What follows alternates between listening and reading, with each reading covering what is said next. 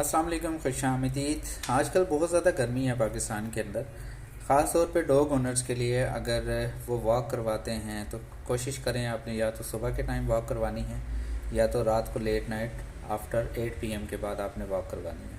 दूसरा ये है कि उसके ख़ुराक में निमकोल या ग्लूकोज वगैरह ऐड करके रखें।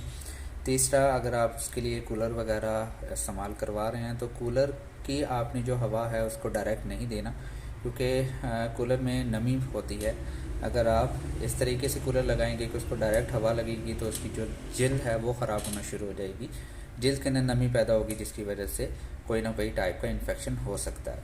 ये तीनों चीज़ों का ख्याल रखें। और ख़ास तौर पे टिक्स का भी बहुत ज़्यादा सीज़न चल रहा है इस टाइम। टिक्स की भी वीडियोस कुछ बनी हुई हैं और कुछ मैं डाटा कलेक्ट कर रहा हूँ ताकि आपका पेट टिक्स से महफूज रह सके।